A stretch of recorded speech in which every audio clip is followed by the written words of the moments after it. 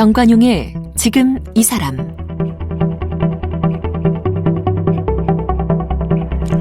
여러분 안녕하십니까? 정관용입니다.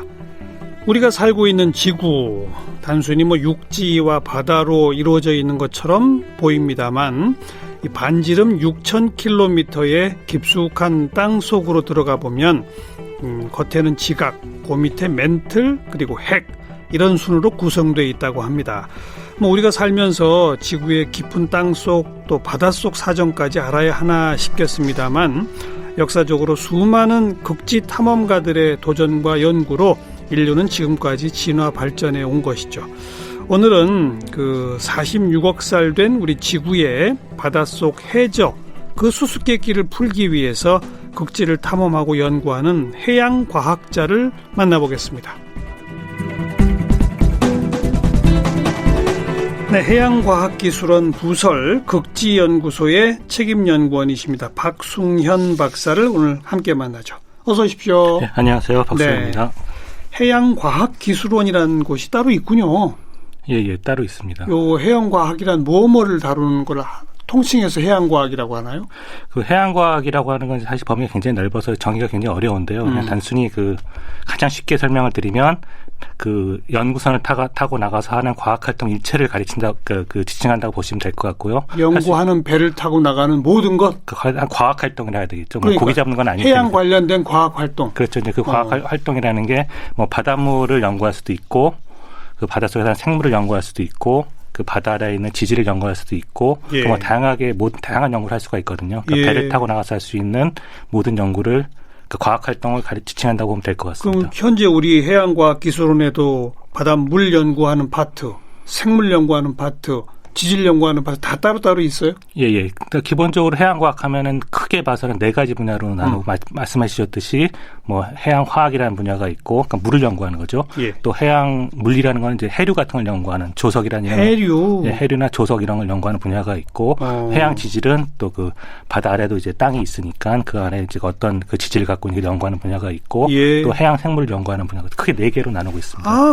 보니까 과학 과목 네 과목이네요. 예. 화학, 생물, 지리, 물리. 네, 지질, 물리. 지질, 그렇죠? 예.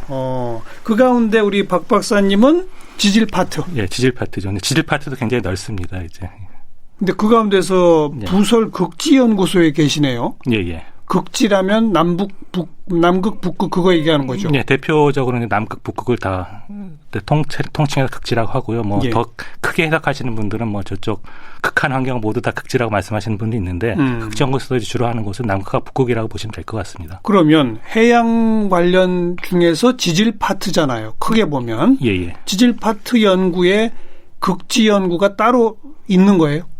그러니까 극지라는 건 사실 해양과학보다 좀 더 범위가 넓다고 볼 수가 있는데요. 네. 이제 묘하게 해양과학 기술에 속해 있어서 해양만 관련된다고 생각되지만 사실 남극은 대륙이잖아요. 그렇죠. 대륙이기 때문에 해양과학보다 더 넓게 이제 육지를 대륙을 연구하는 모든 분야도 포함하고 있어가지고요. 그렇기 때문에 이제 사실 부설기관으로 돼서 거의 독립성을 갖추게 된 게 단지 해양만이 아니고 그런 육지라든지 이런 것도 다 포함되어 있기도 하고, 극지라는 게 차지하는 역할이 좀 특수하기 때문에 이제 그런 측면을 고려해서 이제 부설기관으로 좀 독립적으로 나온 그렇게 됐다고 보시면 될 것 같습니다. 그러면 지질 연구를 하는데 다른 곳 해저 지질과 극지에서 하는 지질 연구에는 어떤 차이가 있기에 일단은 극지 연구의 어떤 독특성 내지는 중요성이 있다고 하는 겁니까?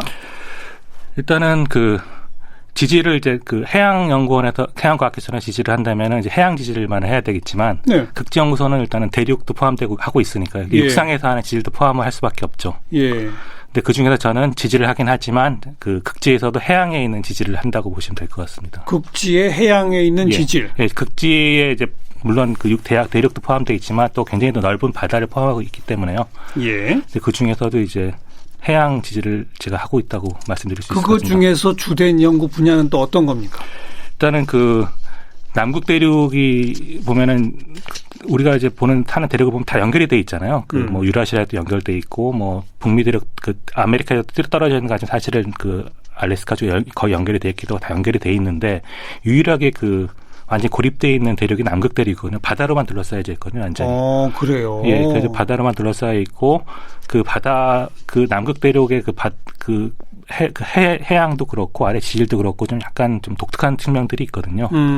그 중에서도 이제 제가 그 남극 대륙이 그 중앙해령이라는 어떤 활활한 산맥으로 둘러싸여 있거든요. 중앙해령이라는 해령? 예, 그 해령이 뭐 쉽게 말씀드리면은 령이 이제 산맥이니까 그 바다 아래에 있는 산맥이라고 보시면 될 것 같고요. 바다 깊이 있는 산맥. 예. 보통 그 남극 주변 바다 수심이 한 3,000m, 2,000m 되니까 좀 깊은 심해라고 볼 수가 있는데 예. 그 심해에 있는 그 산맥이라고 보시면 될 것 같습니다. 근데 우리가 보는 이제 태백산맥 이런 것들은 뭐 화산 활동이 없으니까 그런 경치만 보기 그렇지만은 남극을 둘러싸고 있는 해령 같은 경우에는 계속 그 화산 활동이 일어나고 있거든요. 아, 그래요? 예, 그러니까 계속 화산 활동이라고 이제 우리가 쉽게 이야기할 수 있지만은 그 우리가 대륙하고 그 해양을 나눌 때 밑에 있을 때 땅도 비슷하고 생각을 하지만 예. 그 바다 아래에 있는 그 땅은 좀 다르거든요. 대륙하고. 바다 아래 해저는 바닥은 좀 다른 어떤 측면이 다르냐면요. 일단 대륙은 뭐 우리가 알 수 있으면 관악산에 뭐 화강암 같은 거 이제 그런 걸로 주로 구성이 되어 있는데 그렇죠. 그 바다 아래에 있는 그 해저 지각은 그 제주도는 현무암 같은 걸로 구성이 되어 있거든요. 화강암보다는 현무암? 예, 그러니까 거의 100% 현무암이라고 보시면 될 것 같아요. 현무암으로 되어 있는데 그런 그 돌의 차이가 있을 뿐더러 우리가 사는 대륙에 있는 그 돌들은 굉장히 오래된 것들이거든요. 네. 뭐 몇십억 년 된 것도 있고 예. 뭐 몇억 년 된 오래된 것들인데 해양 지각은 그냥 바로 막 만들어진 화산이라는 게 막 분출한 거니까 이게 굉장히 젊은 그러니까 가장 나이가 많은 2억 년 그러니까 물론 2억 년도 긴 시간이긴 하지만 지질학적으로는 좀 굉장히 짧은 시간인데 그러니까 바닷물 밑에 있는 해저 그 밑에 있는 용암이 그렇죠. 바닷물 속으로 솟구쳐서 굳으면 그게 현무암이 되는 거예요? 그래서 예, 정확하십니다. 예. 근데 그걸 이제 그게 바로 해양 지각이라고 하는 이제 그런 걸 구성한다고 보는 거죠. 거의 모든 대양 밑에 이 지각은 대부분 현무암이라고 하신 얘기는 예.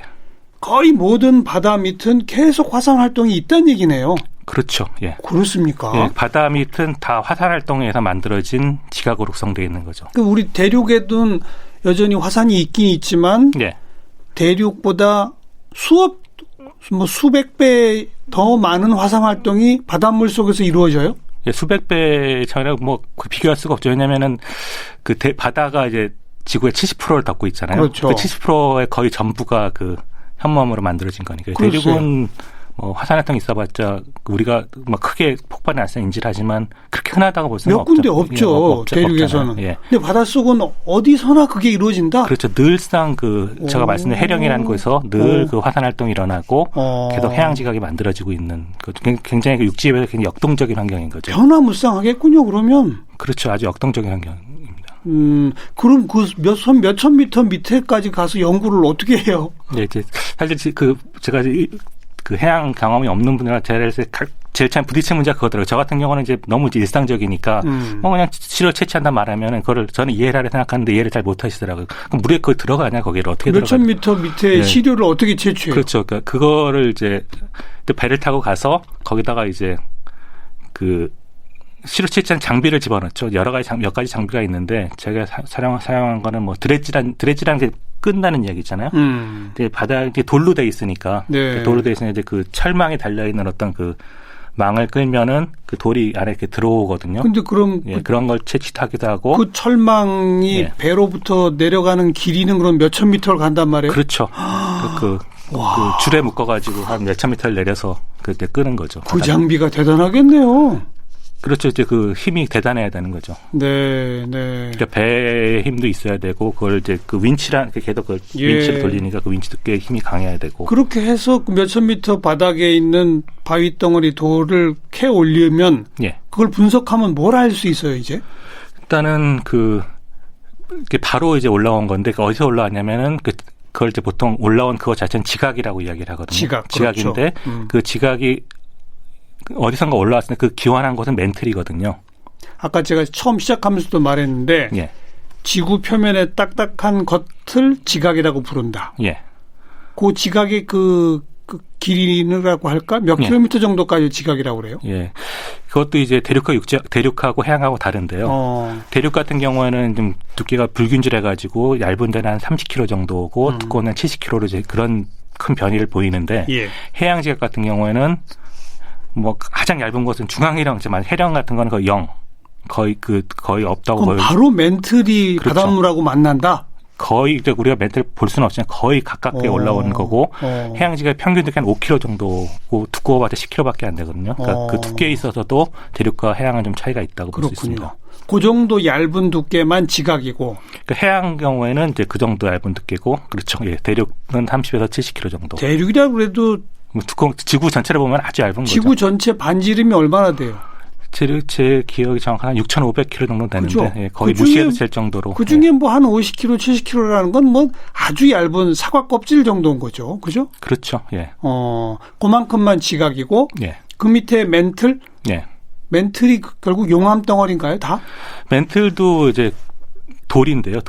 쉽게 말하면 돌인데 그 아까 대륙 지각은 화강암, 그 해양 지각은 현무암 말씀드렸는데 그 멘틀은 감람암이라는 돌로 돼 있거든요. 감람. 예, 그러니까 감람이 이제 어려웠을 때 감람에서 올리브 있잖아요. 그 네. 성경 제법 뭐 감람나무 그 똑같은 단어예요. 그러니까 올리브 같이 색깔이 초록색이어가지고 그러니까 그런 초록 색깔의 그 올리빈이란 광물로 많이 구성돼 있어서 그런 초록빛깔의 돌이어서 이제 그걸 감람암이라는 이름을 붙이고 있고요. 예. 그것도 그냥 종류가 다른 돌이라고 보시면 될 것 같아요.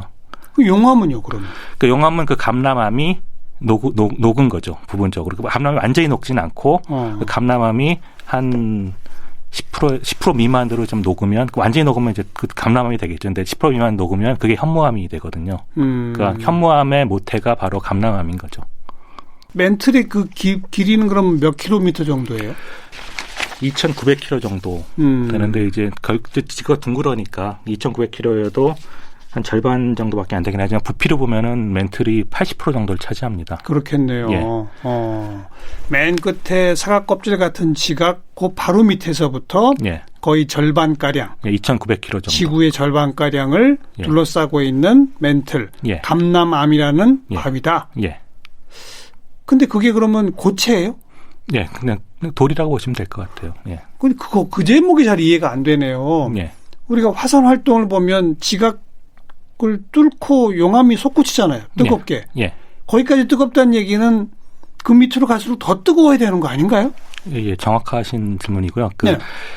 그게 계속 온도도 더 높아지고 압력도 높아지는데 이제 그 온도와 압력이라는 게 우리가 이제 일상적으로 경험할 수 없을 정도로 굉장히 높은 수준에 다다르다 보니까 그 돌이긴 하지만 우리의 인상은 돌은 뭐 딱딱하고 뭐 그냥 물과 많이 다른 성질을 갖고 있다고 생각하는데 워낙 온도가 높고 압력이 높아지면은 그렇게 그 돌의 형태를 유지함에도 불구하고 이렇게 흐를 수가 있거든요.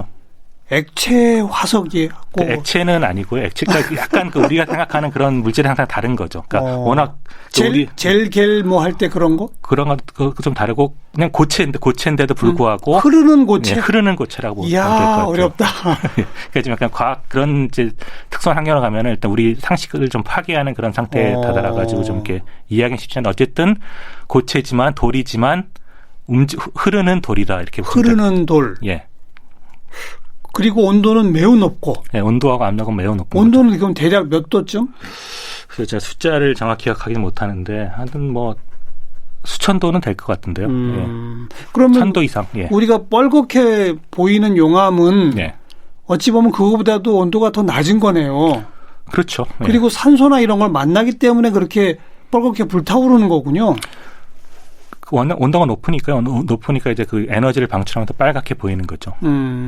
바닷물 속에서도 그렇게 빨갛게 보이게 돼요?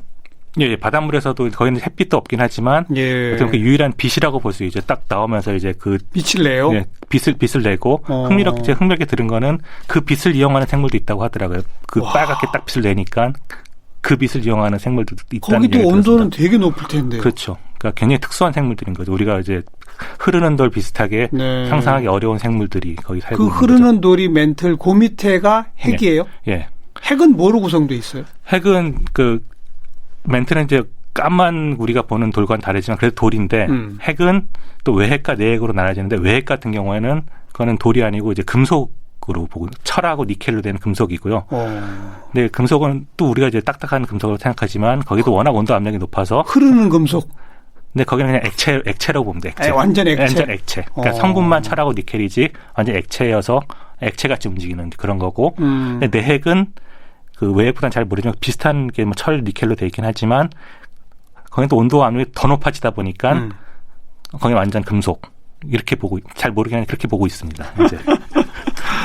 근데 이런 걸 왜 연구하는 거예요? 근데 그게 사실 우리가 진짜 볼 수 없는 이제 예. 그런 대상들인데 그러니까요. 볼 수 없지만 우리가 보는 것들을 사실 그것들이 규제를 하고 있거든요. 네. 쉽게 말씀드리면 지각이 아까 그 현무암이라는 게 멘틀에 녹아 나왔다 했듯이 우리가 보는 지각이라는 건 결국 멘틀에서 만들어진 거고 대륙 지각도 지금 당장 만들어진 건 아니지만 궁극적으로는 멘틀에서 기원한 수억 거. 년 전에 그렇게 해서 만들어진 거겠죠. 멘틀에서 기원한 거고 대기도 이제 멘틀에서 나온 거고 바다도 멘틀에서 나온 거고 그러니까 이제 그것들 우리가 접하가지고 그 상호작용을 보고 있지만 그 거대한 그 배후에는 멘틀이라는 게 자리 잡고 있어가지고 다 만들어냈고 현재 그 변화 그 멘틀이 흐르는 돌이라고 말씀드렸잖아요. 예. 흐른다는 건 뭔가 계속 변화를 가져오는 거니까 계속 변화를 대륙도 이동시키고 하면서 뭐 해류의 변화도 가져오고 하면서 크게 봐서 이제 그 멘틀이라는 퍼즐을 이해하지 못하면 우리가 접하는 환경도 이해할 수가 없는 거죠. 큰 백그라운드인 거죠.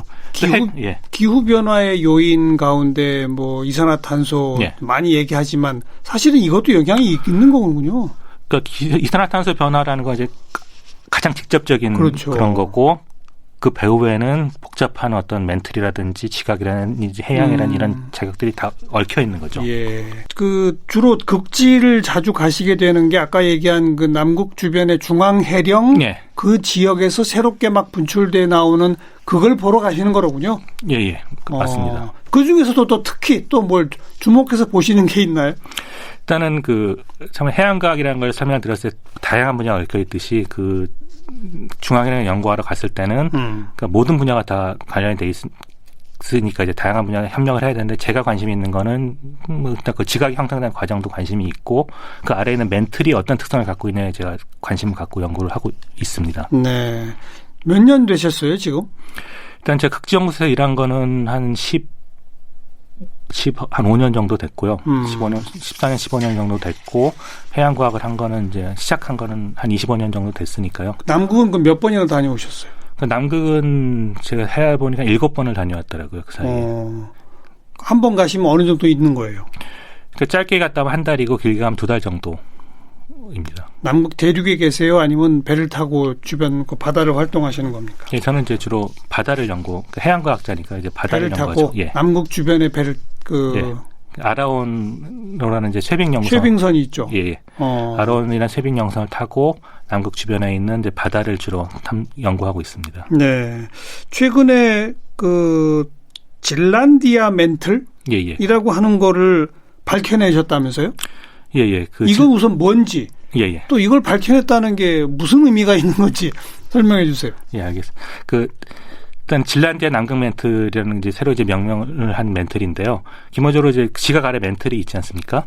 이제 태평양 아래에도 멘틀이 있고 인도양 아래에도 멘틀이 있는데 그 멘틀들은 이제 중앙해령에서 바로바로 올라오니까 그 멘틀이 어떤 특성을 갖고 있는지 알 수가 있는데 태평양에는 중앙해령을 연구해 보니까 거기는 태평양 스타일의 멘틀이 있고 인도양의 아래에 있는 그 멘틀을 연구해 보니까 그건 인도양의 특성을 갖고 있는 멘틀이 있는데 일단 두 개의 멘틀이 있다는 건 그게 경계가 있어야 되잖아요. 또 두 개가 또 섞이지 않고 이제 따로따로 이렇게 돌고 있다는 뜻이니까요. 두 개의 경계가 그 호주하고 남극 사이에 있는 어떤 그 사이에 그 경계가 그 두 개의 멘틀이 만나고 있어가지고 따로 이렇게 순환하고 있다 이렇게 이해를 하고 있었는데요. 근데 저희가 이제 탐사한 지역은 그 뉴질랜드하고 그 남극 대륙하고 어떤 사이에 있는 거기는 중앙해령을 연구를 했거든요. 근데 거기는 이제 워낙 해양이 안 좋고 뭐 그 탐사가 어렵다 보니까 이제 거의 시료 채취라는 이런 게 이러지 못해가지고 거의 미지의 영역이었는데 저희가 이제 아라오너라는 좋은 그 쇠빙선을 갖고 들어가서 시료 채취를 해보니까 해서 연구를 해보니까 기존에는 인도양형도 아니고 태평양형도 아니고 좀 다른 특색을 갖는 멘틀이 거기 이제 존재한다는 게 밝혀진 거죠. 그러니까 지금까지 생각했던 건 두 개의 그 태평양형하고 인도양 멘틀이 호주하고 남극 사이에서 만나가지고 이렇게 서로간에 이렇게 따로 돌고 있다고 생각했는데 그 두 개 사이에 이제 새로운 멘틀이 있으니까 이제 그런 모델도 바뀌어야 되고 이 새로운 멘틀의 기원은 뭔지에 대한 이제 그 새로운 이제 문제도 제기된 거고 그 멘트를 연구 자체를 좀 다시 한번 좀 새롭게 해봐야 되는데 그런 문제 제기가 된 거죠. 이제 시작 단계로서. 성분 자체가 달라요? 일단은 멘트를 기본 감람암이라는 건 같은데 기본 성분은 같은데 네, 같은데 그 역사가 다른 거죠. 그러니까 같은 물이어도 저쪽 그 한강물하고 낙동강물하고 다르듯이 그게 그 두 물이 같은 강물이지만 같다고 볼 수는 없잖아요. 예. 비슷하게 이제 인도양에 있는 멘트라고 태평양에 있는 멘트라고 이제 같은 멘트이긴 하지만 뭔가 이제 기원이 다른 멘트인데 또 다른 기원을 가진 멘트리 또 발견된 거죠. 네. 근데 걔네들이 섞이지 않고 묘하게 이제 그 위에서 이제 공존하고 있는 상태가 되니까 이게 어떻게 공존할 수 있는 거냐 이런 것들 이제 그런 이제 문제가 이제 제기되기 시작하는 거죠. 질란디아라는 단어는 무슨 뜻이에요? 기본적으로 뉴질랜드에는 뒤에 질랜드에서 온 건데요. 그 뉴질랜드가 우리 보면 이제 뉴질랜드란 땅만 생각하지만 그 아래에 보면 질랜디아라고 하는 그 물에 가라앉아 있는 대륙이 있다고 사람들이 생각을 하고 있거든요. 근데 거기서 그러니까 그 아래에 있는 멘트리라는 의미에서 그러니까 그 질란디아 멘트리라는 이름을 땄습니다. 그뿐 아니라 우리 박 박사가 남극 그 해령에서 뜨거운 물이 분출하는 그것도 발견하셨고. 예. 거기는 몇 미터 정도 깊이에 있는 겁니까? 그 발견한 곳은 한 2,000m 정도 됩니다. 또 그 뜨거운 물이 분출하는 곳에 무슨 생명체가 있다. 예. 와. 굉장히 기본적으로 그 심해에는 그 옛날에 이제 그 해양 연구가 발달하지 않았을 때는 심해에는 그 생물들이 살 수가 없다고 생각을 했거든요. 근데 생물이라는 건 기본적으로 이제 먹이가 있어야 되니까요.